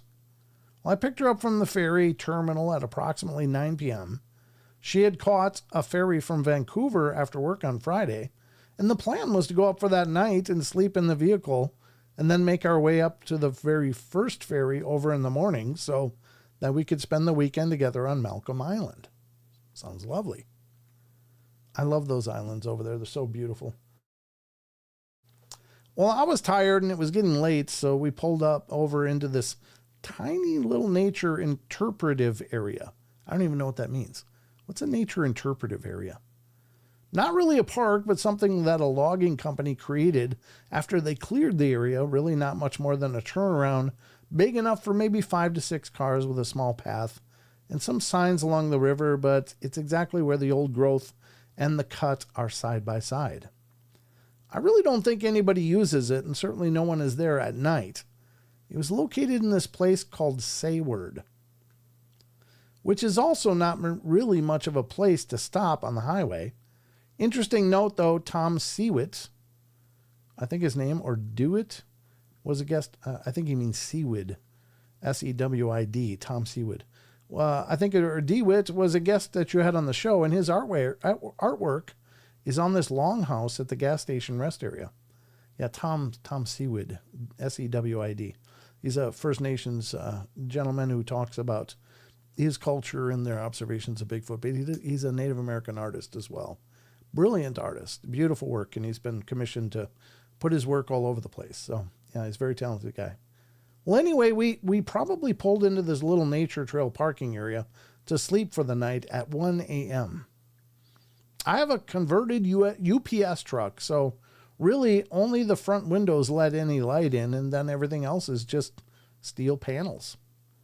Well, if you're in the back, you really can't see what's going on outside, and you can't see what's going on inside at all. Well, anyway, we park kind of chill out for a minute, and then one thing leads to another, and we're starting to get intimate because it's been a while since we've seen each other. She lives in the city. There's no nookie in the cities. I don't think that's true. So this is going on probably, it's almost 3 a.m. at this point, definitely after 2 a.m. And the vehicle's rocking, and the springs are noisy, and we are noisy, LOL. And this is really my focus. But then the whole back section of the vehicle pretty much drops to the ground and a little bit sideways to the point where we're almost about to fall off of this little bed back there, which runs front to back on one side on the left. Well, I was initially really confused because I thought maybe our motion did it, but then it was obvious that something was back there. You could feel it back there. There's a heavy-duty 2-foot wide mesh steel step off the back loading area, and it runs the whole width. And something was clearly on that was really, really freaking heavy on the back right corner. Natalie froze, and so did I, but I was really confused. My brain couldn't understand if this was a bear, possibly. There are a pretty big black bear up there, and if you go far north, there are grizzly on the mainland, but not really on that island. I weigh over 200 pounds, and when I step on the back, it shifts a little bit, but not much. And this was something super heavy, and it wasn't rocking on it like a bear, just standing there. The next part probably lasted 30 seconds, but it felt like 5 minutes. The whole back of the vehicle is just stuck in this position. And my mind is just trying to check all the boxes on what's going on. If I'm even wondering if we did roll backwards into some mud or something, because I had it neutral by accident. But it's an automatic, so not really possible. My mind is just trying to understand what the hell is going on. And we're both naked, so this is not a good situation. I'm trying to decide what to do next, and then whatever's back there must have stepped off. The whole vehicle really popped up, fast and hard. And then it kind of shook for a minute, like bouncing, and it came to rest into a normal orientation. The steel box springs underneath was making a bunch of noise both times, before and after when this is happening, so I could not really hear anything come or go. We sort of stayed there frozen for a minute, wondering if it was going to come back or what the hell that was. Well, I eventually put on some clothes and went to the front and turned the vehicle on. And then I drove around the circular roundabout a couple of times, shining my lights around, and I couldn't see anything. It was dry ground, so little chance to see anything anyway. Well, Natalie didn't want to stay there, and I was much too awake at that point, so I just drove most of the rest of the way to Port McNeill to wait for the ferry in the morning while she slept in the back. Something that is, I think, interesting and possibly related to what happens next is that at that time, this was all took place, the muffler on my truck was broken. So it was really loud with this big Ford V8 engine, plus, especially if you were trying to climb a hill or accelerate rapidly. But no matter what it was, too loud and really expensive to fix. This vehicle was already 19 years old at the time, so I just lived with it. But this was a distinct sounding truck. Ho, T-Bone rolling in the 5. We'll read them after we're done with the story. Well, Monday afternoon, I drive her back and she catches the 7 p.m. ferry. I eat something and I turn right back around because I like to live in the bush. I've spent most of my life in the bush. Unlike many of your guests, through my time in the forest has been because of old growth logging, protest, and activism mostly. But I've lived off-grid in small cabins in the backwoods most of my adult life. I never saw anything approaching a Bigfoot. And although I thought it was interesting, after nearly 15 years or more or less living in the woods in various ways, I still hadn't even seen a cougar. So I never dismissed it either. Anyway, I don't like the city, so after dropping her off at the ferry, the roads are empty that time of night, and I just decided to go again most of the way back. Well, this time I parked just outside of the Campbell River and slept a few hours starting at around 10:30 p.m. And when I woke up, it was probably 2 a.m. I like to drive when the roads are empty, so I stopped at the 24-hour gas station, got a coffee, and just started to drive. Well, this time I was coming around Sayward just after 4 in the morning trying to catch the 5:45 ferry from Port McNeill. It's still dark. Well, I come past the gas station, which is essentially the town's entrance on the highway, the same place where that artwork from your former guest is. Again, Tom Seawood. And then I start to come up and out of the valley, beginning to climb the mountain pass between this area and where I'm heading. The road is steeply dropping off to the left. I'm in the northbound lane on the right, and to my right is essentially blasted out rock wall for the most part, extremely close to the side of the vehicle. It's a narrow road, and it more or less hugs mountains for about 35 kilometers. But as you're coming up and out of the valley off to your left, you can see this massive unbroken wilderness stretching for more than 4,000 kilometers squared. And there's a guardrail and then an open vista.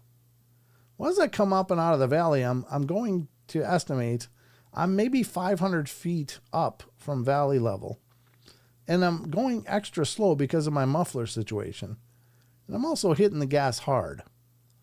Part of the reason I like to drive when the roads are empty is because how obnoxious my vehicle is and how slow it can be.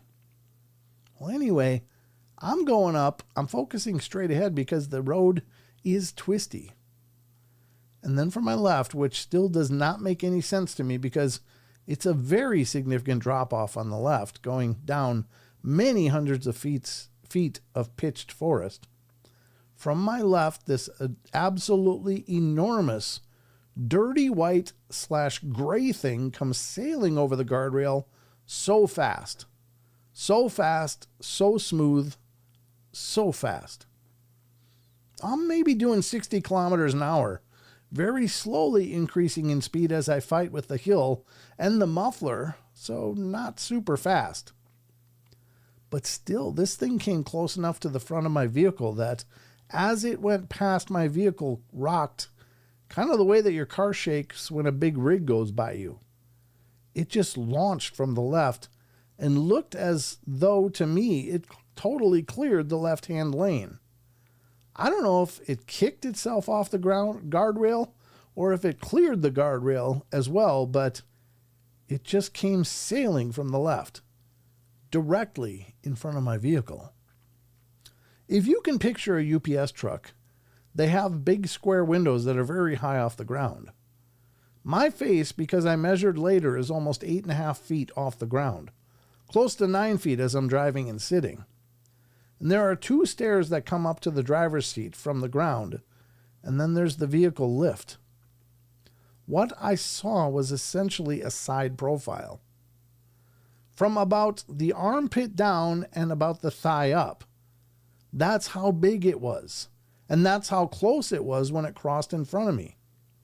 It had one arm on the left side, the far side from me, out, and the right arm was sort of back and down off the torso. And you could tell that it had just jumped because also one leg was sort of forward and the other was back, like it had been running and jumped. I have an LED bar on the front bumper of the truck, and this thing was definitely white, gray, but dirty, like dirty polar bear. And I had the full 7-foot interior height model, which is about 13 feet tall total, and this thing was not much shorter. It wasn't super high off the ground, but it was midair, essentially sailing in front of the vehicle in one motion. So let's say conservatively, it was a foot off the ground, maybe 1.5 feet from the bottom of its feet. And it was still just looking at, I was still just looking at its shoulder and mid-torso top of the thighs. Yes, it was a he. Yes, I saw hair, I saw muscle definition. You could see things in the hair like twigs or parts where it wasn't really even. It got to basically 2 just before it cleared the vehicle, and I thought I was going to hit it with my front right bumper on its butt, maybe. It was so fast I didn't even get the chance to brake at this point or even really steer to correct. There's not much room to go anywhere on the climb, just the 2 lanes. And then it continued and cleared the small little ditch on the right and essentially grabbed onto like a 60-degree grade hillside, made mostly a blasted rock, and just kept going up. I did stop, but maybe 100 meters further down. And then I was just in the middle of the road idling, trying to look for my right mirror, but it was gone.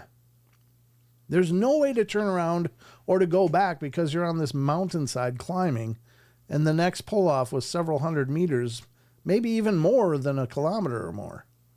And after being stopped on this twisty road for like a minute, I realized this is definitely not safe, and I proceeded on. Well, anyway, I don't know if one is related to the other, but I do wonder if it heard my vehicle the first time, stepped on the back because it was interested in the nookie that was going on, and then later, when it again heard it coming back through the same area, it decided to run across the road. Why it would do that, I don't know. But whatever stepped on the back the first night was really heavy, and this thing was really big. Maybe that's why my mind is connecting it. I wonder if it's possible that it lives in or around this 100-person populated town and the connected forest. In your show, you hear a lot that they're curious about people and maybe they eat garbage and other things. I've been reluctant to send you this message for several years, but I've been a long-time fan of your show. Wow. Isn't that interesting? What if it is? What if it did recognize the sound of the truck and went, "Oh, hey, good job the other night. I'm going to give you a run by quick." It's like it's rooting them on in the back there. Yeah, I don't know. It's kind of creepy though. Let's say, you're getting busy with your loved one and you're having a moment, and then suddenly the truck just dips down like something heavy just got on it. Oh, that's got to be a sobering thought. I don't know. Crazy story though. Cool story though. Very well written. I don't know. It's funny because again, that's the contradiction of Bigfoot, right? They don't try to be observed. They try to be elusive, and yet they run across the street right when you're coming, like it wanted to be seen. Why? I don't know. That is, yeah. Ed E. Dungarian says room for one more. Yeah, I don't know. That's a whole different level of freaky there. I don't know. We're not exploring that on this show, but there you have it. Weird. What a weird story, but cool. Yeah. Good God. I think we're out of time. It's about 55 minutes after. I want you guys, if you're watching this show, I want you after the show, if you're still got a hankering for some of the weird and wonderful world of the bizarre and paranormal, Fortean, supernatural topics, I want you to go hang out with Dave Scott on Spaced Out Radio. It's a great show. Dave does a hell of a job, and I've just come to love the guy. He's just been a wonderful friend, and I love hanging out with him. And I appear on there every once in a while, whenever he lets me in the door. But go hang out with Dave Scott and check out Spaced Out Radio if you haven't. I think Dave does an exceptionally good job. Like his show is just really well done, and I know you guys are going to love it if you haven't experienced it. He's just a really good guy, and he does a really good job.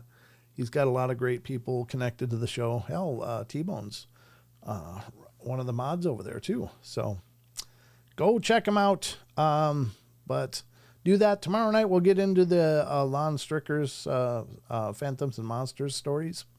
I want to go through a couple Dogman stories. I was going to try to do it tonight, but that was a much longer story than I was expecting on Sasquatch Chronicles. It was a great story, very well done, but my eyes are starting to burn as well, so I'm getting sweaty, which doesn't work out well with my skin oils.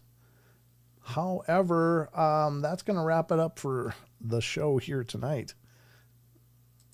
I'll be back tomorrow night, though, and we'll dig into more of this stuff. I'm sorry, I got to rub my eyes. It feels like I've been maced. And my eyes just weep. We're talking about Mars tonight. Woo! Tim Mothman says that. Is that really? Is that what the show theme is tonight? Who's the guest? I didn't see. Oh, thank you, Diane. I appreciate it. Great to see you here. Voyeurism at its finest. Yeah, I hear you, David. I mean, it's already creepy if somebody's looking in your window, but if it's also a 1,200 pound, 9-10 foot tall Sasquatch, that's a whole different level of creepy. Anyway, let's call this a night, folks. I'm sorry, my eyes are just, I don't know if you can see, but they're just red and weepy because of my skin. 3-eye. Oh, that's the 3-eye atlas. What did you, 3-eye, what is that, a donkey? What did you do on that, David? That's like an emoji. I can't figure out what the hell it is. I want to see. I want to look at the YouTube chat. God. But I think that's going to wrap it up for us. And I hope you guys had a good time here on the show and enjoyed it. And I'm looking at it. Where is it? Hey, BMR. Is Bigfoot Michigan Rob in here too? Hey, Bigfoot Michigan Rob. Good to see you, brother. I miss that guy too. I used to do some appearances on Rob's show, but he hasn't called me lately. I'm totally fronting him off right now. No, I'm just kidding. If he hasn't needed me, that's cool. But it's great to see you guys. Tex stopped in earlier, and now Rob is here. What a wonderful night. And then, of course, Dave Scott stopped in, and it's great to see all you guys. You guys are wonderful. No more shrimp for you. Who's eating shrimp? What's the story with the shrimp? Rob refuses to call him Mr. Casto. Calls him Castro. All right. Well, that's it for me. I can't see. And just want you to remember, come back tomorrow night. I'll be doing the show again. and we'll get back into it. 7 p.m. Pacific Standard Time. Every time I do these shows, it's always at 7 p.m. And you can always find it wherever you're watching now. So just come back. Make sure you get subscribed.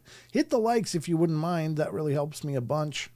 And I was going to go through the 5 donated. I didn't remember to do that. Let me do that quick if I can, if it's still here. It might not be. There it is. T-Bone gifted 5. Thank you again. Looks like Ray Gordo got one. Weird Sauceable got one. Melissa got one. KDG got one. And Shelly Sykes. So congratulations, all you guys. Congratulations, you're members of the show for a month. And if you want to continue, love to have you continue. But at least get subscribed if you're not already. That's going to wrap it up for me. So good night. And remember, we love you all. Be good, be kind, be nice. Take care of each other. Help each other out. Find the magic in every day. And remember how to laugh as much as you can. I almost said remember how to laugh. I'm screwing up my own exits. All right, guys. Good night, and I'll see you tomorrow night right here. I'm not sure if anybody's doing the show with me, but hopefully you will. Until then, see you guys.